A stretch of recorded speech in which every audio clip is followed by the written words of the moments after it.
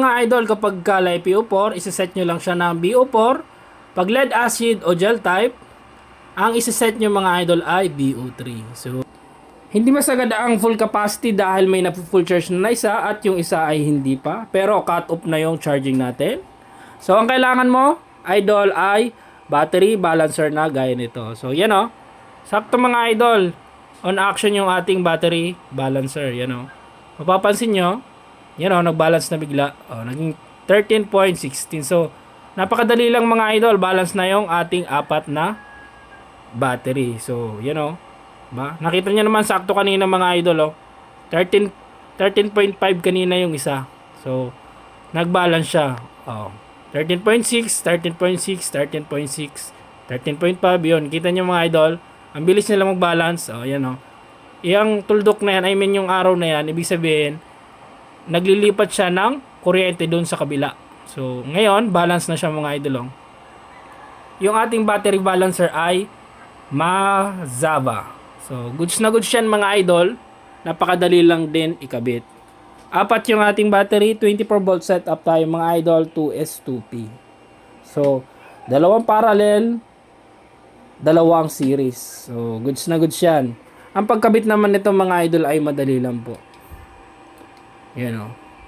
So, mapapansin nyo, kung dalawang pirasong 100 Ah yung iyong battery, ang kailangan nyo po ay isang piraso lang nitong mabasa. So, since apat yung akin, apat na 100 Ah, 2S2P, kaya dalawang Mazava yung ating balancer. Nga pala mga idol, pag nagparallel kayo ng dalawang battery, hindi nyo na po kailangan ng battery balancer. So, yung ating battery balancer mga idol ay binabalance niya yung each battery. So, 12 volts, 12 volts, 12 volts, 12 volts. Diyan siya magbabalance mga idol. May BMS naman yung ating mga battery pero hindi siya mag-communicate kaya kailangan natin ng battery balancer. So, paano ikabit mga idol? Napakadali lang naman. So, ito yung mga wirings niya. Ayusin ko lang ng konti mga idol kasi nakasiksik. Yun. Nilagyan ko na rin to ng mga cable tie. So, una mga idol, nakita nyo naman yan. Yan, lagay natin ng maayos. Tanggalin ko po yung flash. Yan o. Sana kita pa rin mga idol o. Battery 1, battery 2, battery 1, battery 2. So, tag-iisang linya siya mga idol ng positive at negative. So, yan. Balik natin yung flash mga idol. So, ito, positive negative ng battery 1. Kita ba? Yan o. Battery 1, positive negative. Yan. O. Nilagyan ko ng cable tie na dilaw mga idol para hindi nakakadaya sa mata. Madaling tingnan mga idol. So, dilaw na. Yan. Yung dilaw na cable tie mga idol. So, dito po yung kanyang negative at ito po yung kanyang positive. So, napakadali lang naman mga idol. Oh. So, tapos na yung ating dilaw para sa ating battery positive at battery negative ng battery number 1. So, dilaw na cable tie. Yan mga idol. Pangalawa, yan o. Pangalawa mga idol ay ito namang green. Yan o. So, battery number 2.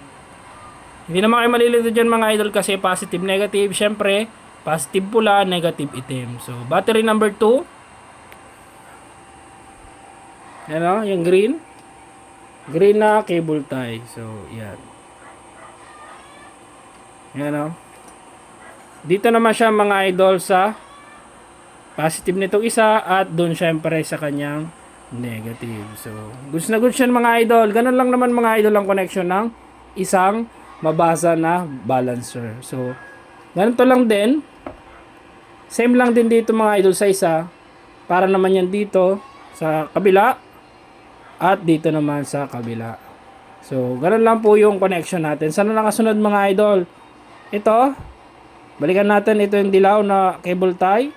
Para yan dito, positive, negative at yung battery number 2. Yung green, yan, dito naman yan mga idol sa kabila. So, sana nakasunod mga idol sa ating balancer. At syempre, itong isa natin na babasa.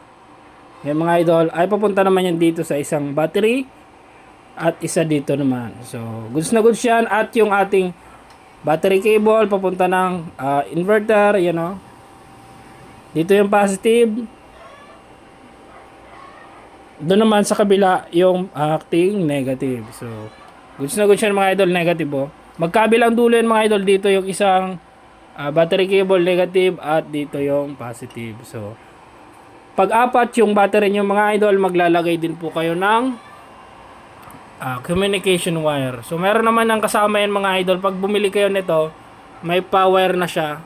Meron na din ganito. So hindi na kayo problema dyan mga idol, ilalagay nyo na lang po. Pag apat yung battery nyo, kita nyo ba?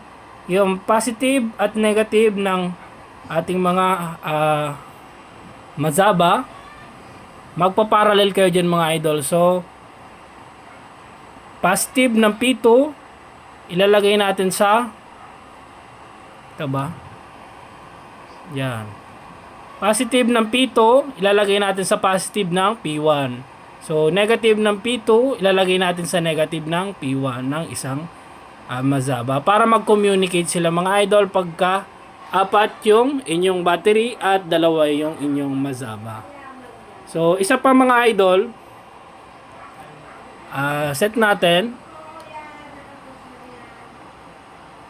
Yan. Pag nag-blink mga idol, pwede nyo lang ilipat yan. Oops. Patayin ko po yung flash mga idol. Yan. Long press. Yan. Yan. Pag nag-blink, pwede nang ilipat. B3 pagka mga lead acid at gel type. Yan o. Itong isa na palitan na natin yan. So B4 para sa BO4 para sa LiPo4 at B3 para sa mga lead acid at gel type. So balik natin mga idol. Long press yung ating set para maglipat tayo ng battery type. So long press.